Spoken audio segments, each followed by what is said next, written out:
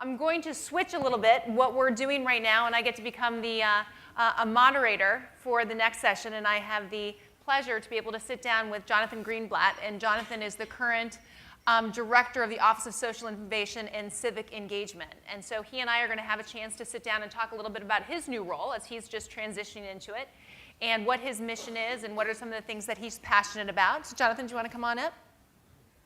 Thank you. Have a seat. Well, the first thing we wanted to do to start this out is I think that sometimes government kind of gets, and people in government get a bad rap, and it looks like they're antiquated, and unfortunately I think sometimes the UN does as well. And I think the background of Jonathan is something that's incredibly important. This is someone who really has been engaged and involved in all different sectors. And so from really being a co-founder of Ethos Water, being able to sell that organization to Starbucks, then being an executive at Starbucks, going from there and really building up Good Magazine, creating All for Good and selling that to Points of Light, on the board of Kaboom, Water.org, teaching social innovation at UCLA. This is someone that as we sit here, and depending upon where you all come from, he represents that angle. And so given what his new role is and what we're going to talk about today, is really able to provide a very robust and very even discussion about how do you work across different lines? How do you collaborate? What are the challenges that are there? And so he certainly brings a perspective that's not a one note from what a government person would deliver, but somebody who really is representing different people in the room. And I think that's incredibly valuable and certainly something we look forward to hearing about. Thank you. Thank you. So, very exciting title. Thank you. Gosh, social innovation for the White House. Right. So what's your mission? What do you look to do? Well, that's a good question. How many of you actually, first of all, let me just say thank you for the very nice introduction, Shannon. And Zeev, thank you, and everyone from Landmark for putting on what's been a great, great day. So I guess I would start by talking about my mission by first asking folks in the audience, how many of you knew there was an Office of Social Innovation, Superstation of the White House? Raise your hands. That's pretty good. That's good. That's great. Not bad. So the office was something that President Obama created after he was elected and inaugurated in early 2009. And he created this office with the idea of creating a presence inside the White House to focus on this notion of social innovation, which I think you could say at its simplest level in a way is about how do we find new ways to solve old problems. And in its first 2 years, the office has done a bunch of things that are kind of interesting. It's been, number one, very focused on the issue of national service. And how do we build up programs like AmeriCorps? It was very involved in the passage of a piece of legislation called the Serve America Act. Really expanded AmeriCorps dramatically. And AmeriCorps, in case you don't know it, is the program behind some really terrific organizations like Teach for America, City Year, Public Allies, Youth Build. A lot of groups that you might know about are actually funded by AmeriCorps. And the office is also very involved in the Social Innovation Fund that Paul Carter talked about earlier this afternoon. As we look at 2012, and as we prepare for the next 5 years,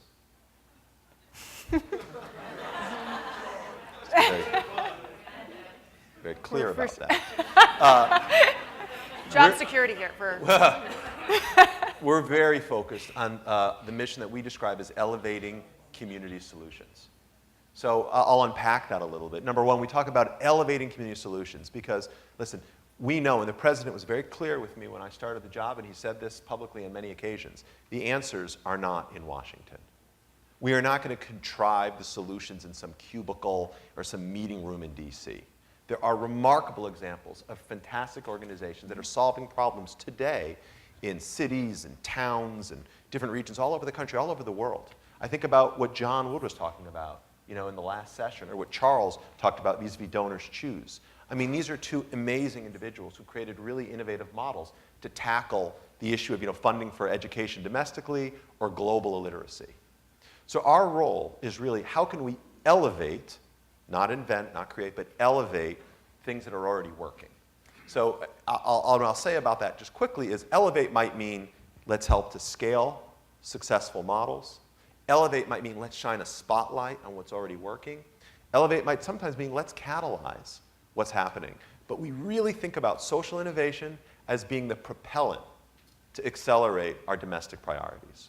So, you certainly come from a background of having to look at data and somebody who has to have what their goals are, what the results are, what's the return on investment. What does success look like? What is that going to be that you're going to be able to turn around to the president and you're going to be able to say, this is what's come out of this? That's a good question. So it's elevating community solutions around a very specific goal as we look ahead, which for us is about expanding opportunity. The president has been very clear to his Domestic Policy Council, and that's where I sit. We're training all of our guns on the issue of job creation and economic recovery. We'll judge our success based on our ability of putting Americans back to work. And let's be honest, we're not going to do that hiring. It's all of you. In Nancy Lublin, who may or may not still be in the room, mentioned earlier about the torrid pace of growth in the nonprofit sector. I mean, it is a job creator, but we really also deeply, in a powerful way, need to engage the business community. It's up to us, I would say, to create the enabling environment so all of you can be successful. The entrepreneurs, the executives, the sole proprietorships, the corporate executives. I'm very focused on, and the president's given us clear direction, how do we elevate community solutions to create jobs?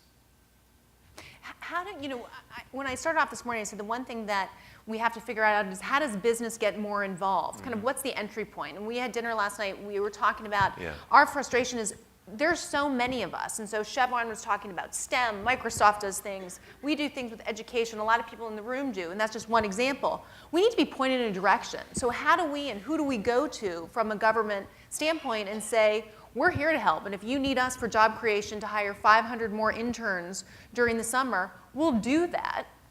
But we need to be told, is that what to do? I think PwC is on the hook. We will now have 5,500 interns, because why not an additional 500? But we need to kind of be pointed in that direction. So how do we speak with you in different forms of government to figure out what that collaboration should look like? Well, that's a good point. I mean, I think we are very committed to this idea of having open engagement. And so my Twitter handle was up there earlier. It's Jonathan_G.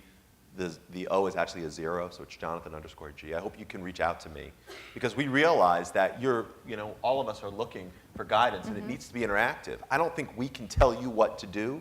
A lot of my job, to be honest, is learning and listening. I mean, I've only been in Washington, again, I'm a serial entrepreneur, been in DC now for just a couple months.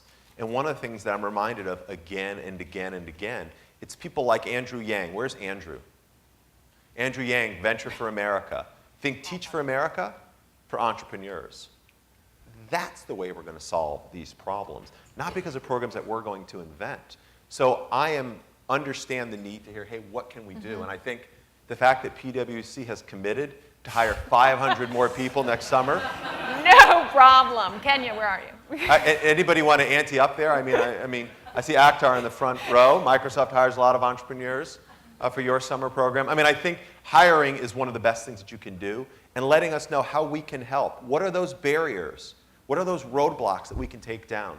Tell me with specificity where we can inject ourselves to make it easier for you to grow your companies, for you to build the next Facebooks and Yahoos, Microsofts and Googles. That's what we want to know. And how do you then connect that with this whole idea of civic engagement and getting the individual involved? So how do those things overlay? So if that's how we reach out from a business perspective, how do you engage the person on the street? Well, I think in order to solve these problems, we think about sort of two frames, one of which is human capital and the other is financial capital. So human capital is about how do we harness all of the talent out there that is waiting to be activated. So you think about programs like National Service. Again, we talked about AmeriCorps briefly. I think there are other models of civic participation that we really want to encourage. And I think there are ways we can try to cultivate leadership in the sector. So we're really interested in new strategies that leverage human capital, putting people to work, expanding opportunity. The second area of focus is financial capital. So again, Paul Carter talked about the Social Innovation Fund, which is essentially, to put it in Silicon Valley speak, it's a fund of funds. It's a fund of funds that provides growth capital to high-impact nonprofits. We did an initiative about 6 weeks ago on Pay for Success. Maybe you heard of this term before? It's called, it's called capitalism. It's a frame we're using to describe social impact bonds. So social impact bonds are a new financial instrument that's been pioneered in the UK and is coming to the US. It's a way to fund social services using private capital instead of government money, where government will provide payback, principal plus interest, to private capital that funds the preventive services where we can measure the results. Measurability matters a lot. So we are thinking hard about how do we engage the capital markets in ways that are measurable so we can, again, we can value impact and really judge results in the way you would in the private sector and bring more of the dollars and more of the resources into play.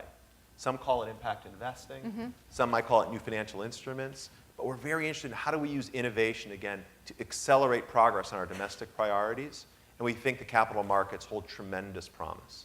And is that something that you would create pilots around, or how would you begin to see how that type of market could be created and whether or not it can weather itself through the ups and downs that the market does now? Well, I think Pay for Success is an example where we held a convening at the White House to exhibit where this model is working. And now the city of New York, the Commonwealth of Massachusetts, the state of Minnesota, and numerous other states and cities across the United States are looking at piloting social impact bonds or Pay for Success initiatives. So I think what we can do is to convene, we can elevate, we can facilitate, we can show where there are promising models, and then we'll allow the innovators to actually take those ideas and run with them. Because again, the answers aren't in Washington. And I don't think our approach should be actually referential to the previous discussant, where we prescribe top-down how to solve these problems. Instead, I think we can uncover interesting models and then bottom-up give you the lane to run. And how are we going to use, and so here we've talked about social media and other things, how are you going to be able to leverage, whether it's social media or communications in general, so this doesn't get stuck with you or in Washington, but really is able to permeate nationwide so individuals can hear this and it really becomes something that just becomes a part of the conversation that people have, not that something that's and also. Right. Well, that's a good question. I think in many ways we'll rely on allies to help get the word out. I mean, certainly the president has a pretty powerful bully pulpit at his disposal, and the White House is a wonderful platform for communication. But I'm really heartened by the work that REDIF, is Carla Javits here from the Roberts Economic Development Fund? They're a SIF grantee doing marvelous work. And I saw Scott Donahue, is he here from Europe? A great grantee from the Social Innovation Fund. So I think it won't be us who tells those stories. Hopefully it will be all of you. It will be all of you who demonstrate success on the ground, who are creating jobs in local markets, who can amplify our message far more than we can inside Washington. Now, you've mentioned the Social Innovation Fund a couple of times, and I think that there might be just some confusion about how these things work together. Right. So are the things that you're targeting and that you're most interested in ideas that would come and be a part of the grants or part of the recommendations that are made to the Innovation Fund, or are you working with separate ideas? How will those two things work together? That's a good question. So as Paul mentioned, like the Social Innovation in particular is administered by this Corporation for National Service. There's a notice of funding going out shortly. They'll do another round of funding for interesting intermediaries.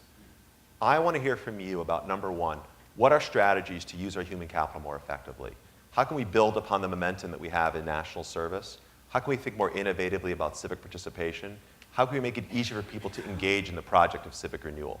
We would like ideas there.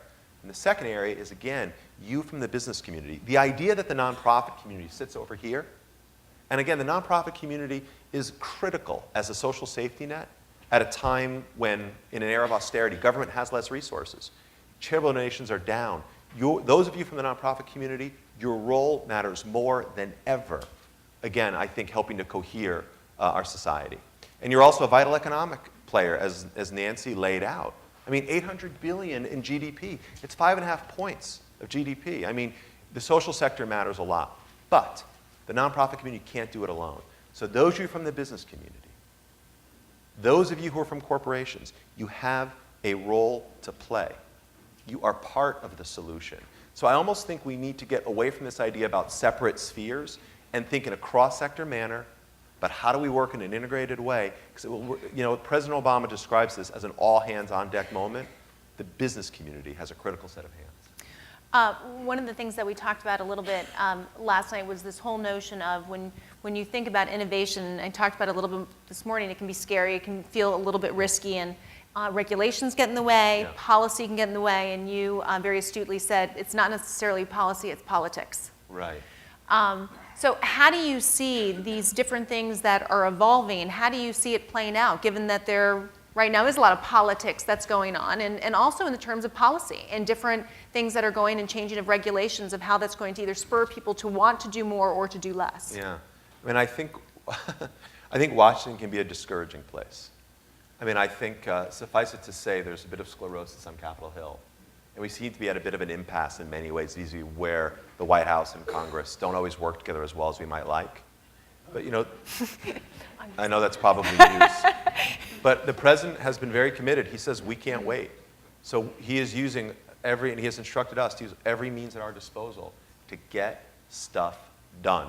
And not to necessarily wait for long legislative processes, but to use the powers that we have, the capabilities that we can command to create results on the ground for the American people. So we're very focused on how do we expand opportunity, how do we contribute to economic recovery and create jobs, and get, even if these things seem small, I think you can sort of manufacture runs, right? Stitch things together, and in doing so, generate real momentum.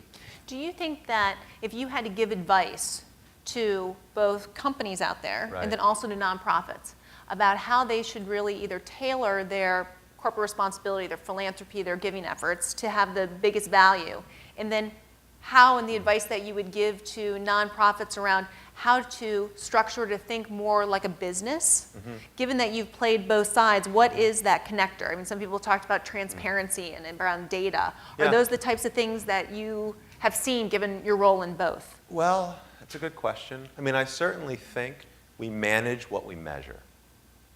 And so whether you're a nonprofit or a business, you're accountable to your shareholders, be they donors, philanthropic donors, or conventional investors. And so your ability to be transparent and forthright about what your metrics for success are, and to measure those every day, every week, every month, every quarter, whatever that reporting period is, can be really critical. Because the way that you get success, the way that you can, I think, build upon momentum is by showing progress over time. And as the capital markets of social good mature, as we see this whole field really start to develop, I think you'll see more emphasis on metrics. You'll see more resources come into play. And that interplay is really, I think, holds a lot of promise. And how do you see the time, and I think we talked a lot, and obviously the core of today is all around innovation.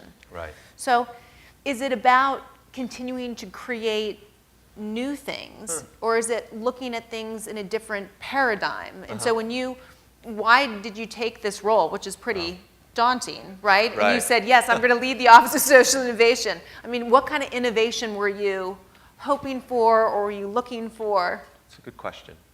I think as my friend Matt Klein from Blue Ridge would say, there can be tension between innovation and impact.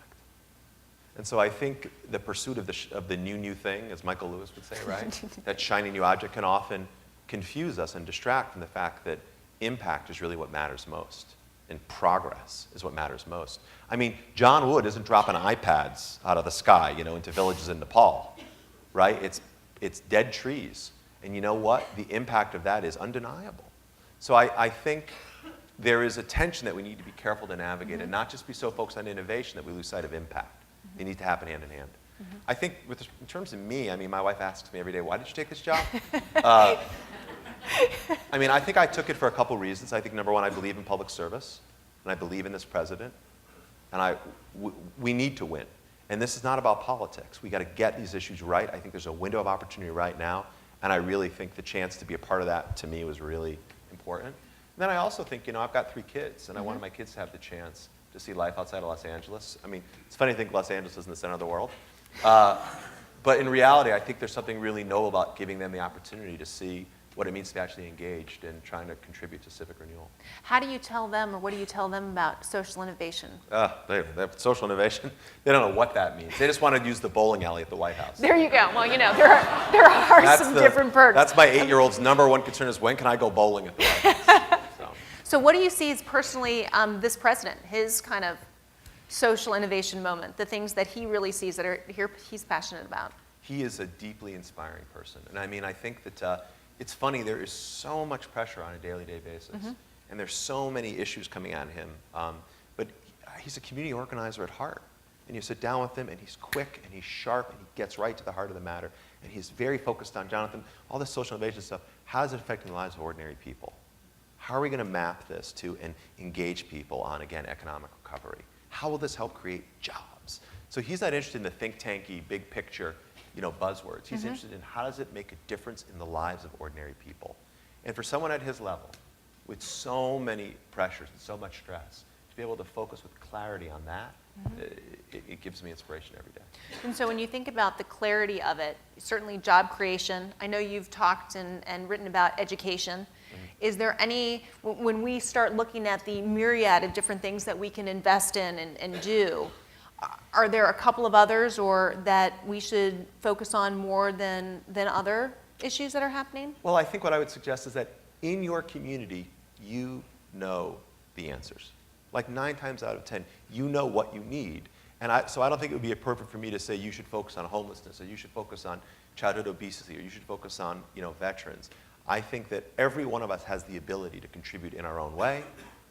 All of us know our communities and what the needs are of our communities, whether they're in the US or overseas. And I would encourage each of you to listen to that inner voice, the one that inspired John to leave a very successful career to go build libraries around the world, the one that inspired Andrew to leave his own career to create this brand new nonprofit venture for America. Listen to your voice. And even if you're not at the White House, who cares? You can make a difference in your local community, whether it's organizing a meetup of like-minded people who care about an issue, or funding a project on Indiegogo or Kickstarter, or heck, if you care about education, whether you are tutoring children or adopting a classroom through Donors Choose, there are tons of ways that you can put your talents and your gifts to work, and I hope everybody finds a way to do that. And how should people tell their story? I mean, I know there's the website, and certainly now, people can send you information, but Right. how can we get these stories out? That's a good question. I mean, I think, the social media was discussed earlier today, and I think it will continue to be a topic of conversation for the afternoon and this evening. I think Silicon Valley has proven extraordinarily adept at telling stories. Twitter and Facebook create whole new avenues to get out those messages. So I don't think I can say how to tell those stories, but I would encourage each of you to actually find ways to do that. Whether you're doing it 140 characters, or you're blogging on your websites, or Eric, where's Eric? And Regina from SSIR. You're writing letters to the editor, contributing articles in a place like that. We need to tell stories. Because you know what? Being obsessed about impact and focusing hard on metrics matters a lot. It is super important because, again, we manage what we measure. So looking to quantify results is important. But we also need to humanize those numbers with stories. And your ability to connect at a local level and tell those stories about how lives are changing through the work that you or other organizations are doing, through nonprofits or companies, that will go a long way to creating a culture of social innovation. Well, we'll certainly take that as a final ask to all of us to find ways to be able to feed stories to you, as well as to continue to follow on the website and the different things that you're doing, and see how you can turn back to the business community and nonprofits here, and we can get the word out of how we can really join forces and collaborate with you. That's great. Guys, thank you so much. I look forward to Thank you. speaking with all of you. Thank you very much.